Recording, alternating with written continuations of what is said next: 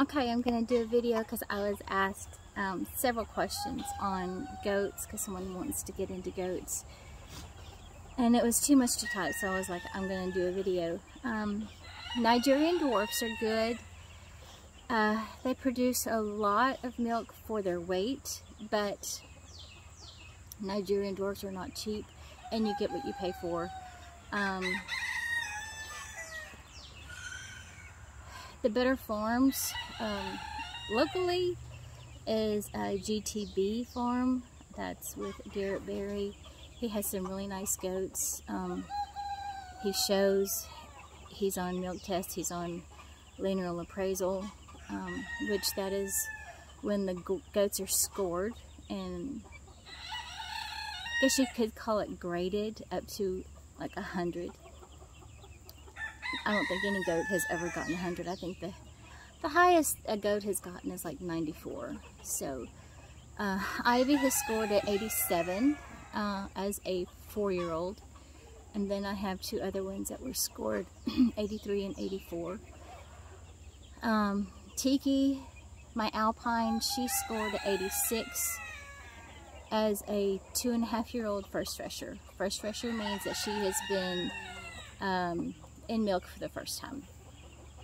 So, and she scored a V on her mammary, which is very good for a first thresher.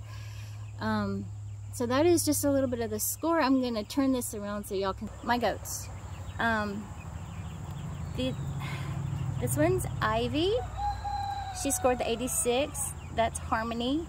She scored the 83. Both of them got a plus in mammary because I was dam raising and they were not full when... That's Asa walking in the back. They were not full of milk when they were scored. So these are my babies.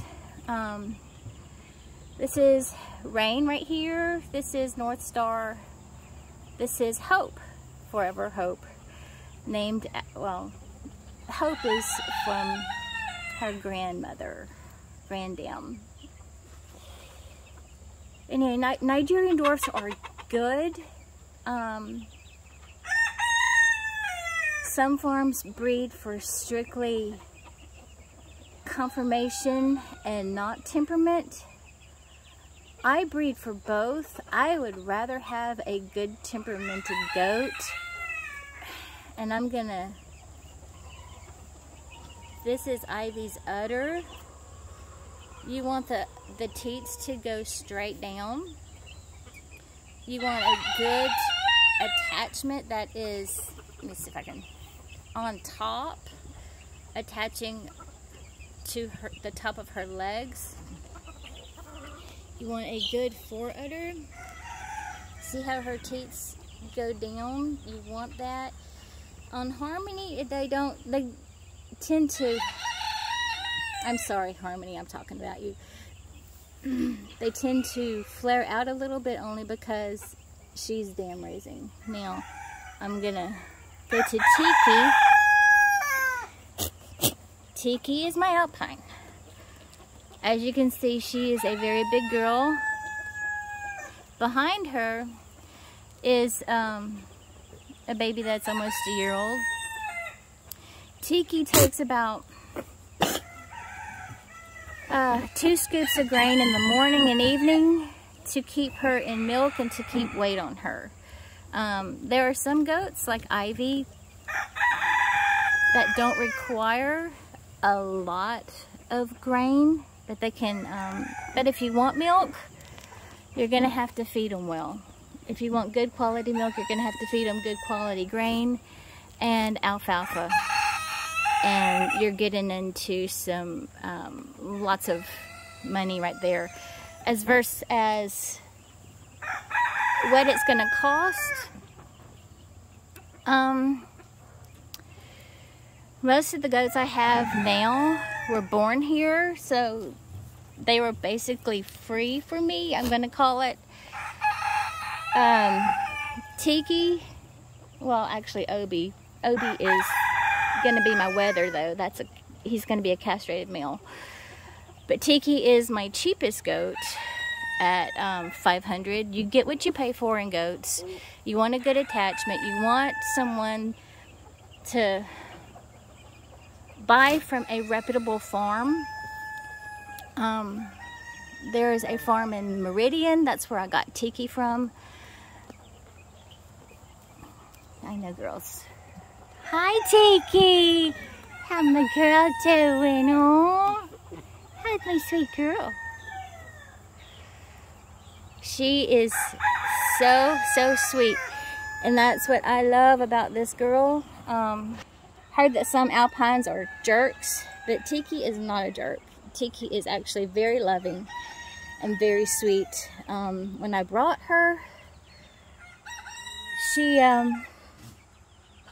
was very kind to my Nigerian dwarfs, even though their backs come up to her belly. So that's how big she is. And so she was very nice. Her and Ivy keep contending for queen, which Tiki just gently shoves Ivy, and Ivy thinks she wins.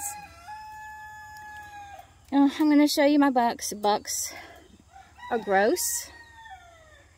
Right now, they are in rut. I can't explain everything that they do because it's just nasty. They pee on themselves, and they think it's cologne for the ladies. And it gets so bad that they scald their muzzle. So I'm gonna show you. This is Captain. Oreo, what are you doing? Huh? What you doing? And hopefully Shama doesn't pee on just part of his face. He pees on his whole head. So that's the bucks. Reputable breeders, let's see. There's Short on Heaven. There's Celtic. Short on Heaven is around the Dallas area. Celtic Pride, they are in Missouri. Like I got Tiki from Meridian. Can't remember his farm name. Sorry, Jason. Jason Porter is where I got Tiki from. That's about the only ones that I buy from. So, and prices have gone up. You're looking at a good goat, a good baby. Anywhere from $500 to $2,000. If you're wanting the mammary system to hold up, because if you don't get a good mammary system, it's going to fall.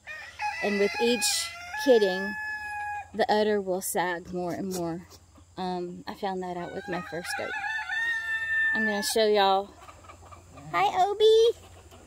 He is my Saber Oberosely mix. He's going to be my pack goat. And this shelter in the back is not a shelter anymore. They have their dog houses back there. But they got on top of that tarp and just tore it to pieces. Huh. Fencing. Goats are hard on fencing. The best fencing that you can possibly get, well, hurricane fencing. That's the one thing that is held up against these goats better than anything. And I'm going to show you my 4x4 opening goat fence. They rub up against it. They put all of their weight against it. And you can see it's not really stretched. They have stretched it. And because it was stretched at one time. And it just comes out. Because they lean against, they put all their weight against it and rub against it. I haven't seen Tiki do that, and I'm so glad that she has not done that, because she weighs about 180 pounds. Tiki's over here by the bucks. Nigerian dwarfs run around 60 pounds. If you want them to be healthy, you're going to have to feed them healthy, just like us. I do have local hay, but I will feed them more grain on local hay versus Stanley Timothy hay that I get from Tractor Supply. And I get the alfalfa, which you need certified. It needs to be certified. So that means it's not going to have any blister beetles in it. But if you get alfalfa, it has to be certified. And Stanley has certified alfalfa hay. It's a little cheaper than Timothy hay. But they need forage. They need hay. They can't just live on pellets. Let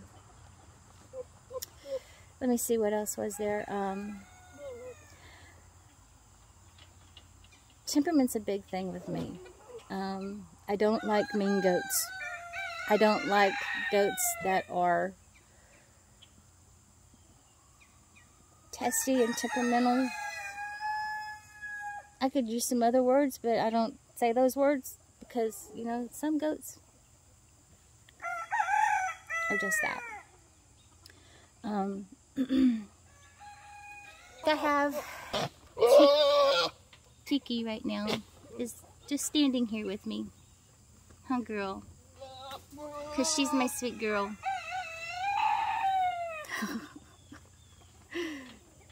I love this girl. She's so sweet. She's such a good girl. I'm so glad I got her, and I'm going to try and breed Obi to her. He was born in May. I'm hoping he matures by the end of the year for her to have babies in the spring. They are pregnant. Well, Tiki will be pregnant 150 days, but Nigerian dwarfs are 145 days. So, he's my little stud right there. Huh, Cove? You're my boy, huh?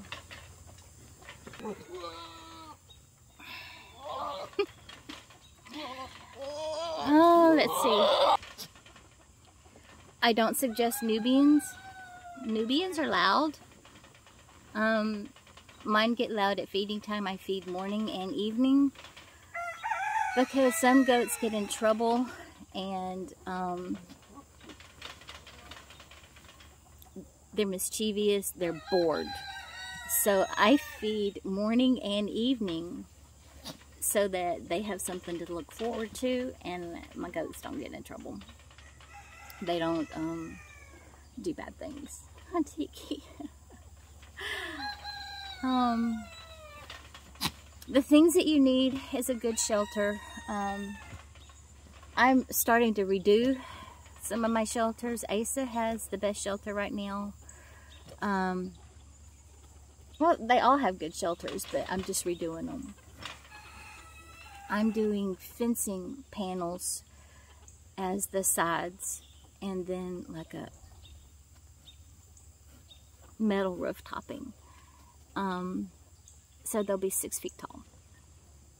And Ace's is, his barn alone for one goat is 8 by 8. So that's a good size for him.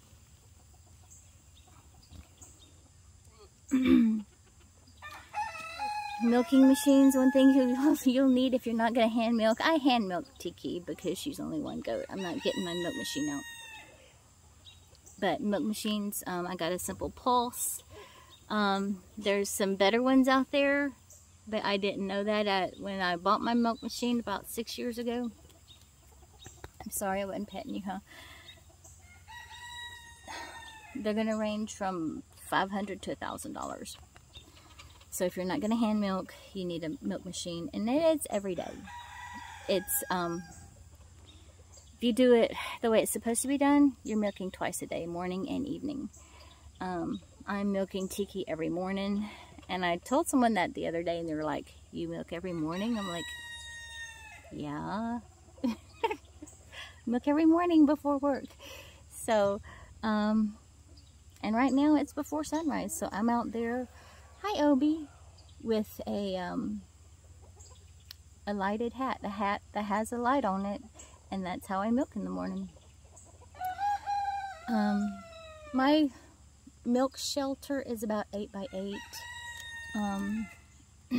Until I get my doe barn built, I'm going to have a small milking stall in there. So, if you're getting into goats and you're trying to do it cheap, don't get into goats. Unless I sell babies and all of my babies for about probably $1,000 each, I'm not gonna make money. And I'm not selling milk because in Louisiana it's against the law to sell milk. You have to be licensed for that. Different in other states, but I'm just not gonna do it.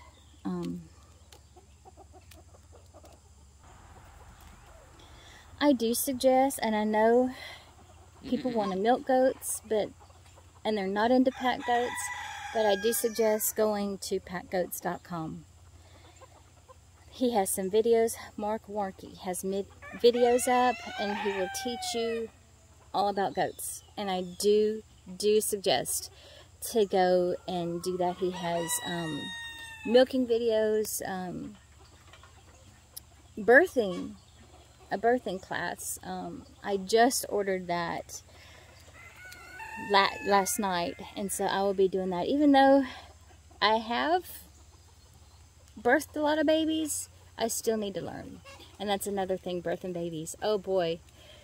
The things that you need, basically you need to be your own vet. Not a lot of vets know a lot about goats. So you have to learn everything that you possibly can on how to treat anything that comes up with goats. And that's from bloat, that's from hoof rot, that's birthing, breeding, disbudding. If you're going to disbud, get a disbudding iron, and you're just going to have to get the guts to disbud. It's not fun. Cried my first time because it made me so sick to my stomach, literally, because I thought I was hurting them. But really and truly, they scream before I even put the iron to their head. The iron is over 700 degrees, and I don't do it with gloves. So I have to be very, very, very careful, and that is done between, I want to say, 4 and 14 days old. I did have one that was born with horn buds, and he really needed to be disbudded at birth, but I didn't, because I thought I can't do that. Some people may be able to, but I can't.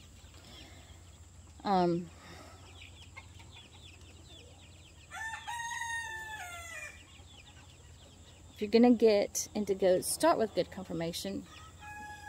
Save your money. Get a decent buck and a decent doe, and start your herd from there. You don't want to buy too many at once. You're going to get totally overwhelmed. You need to start small. Shh. You need to start small and learn as you go. There's so many videos out there. Like I said, packgoats.com. He's going to teach you a lot of stuff. Hey, Opie. He's my boy. He's my boy.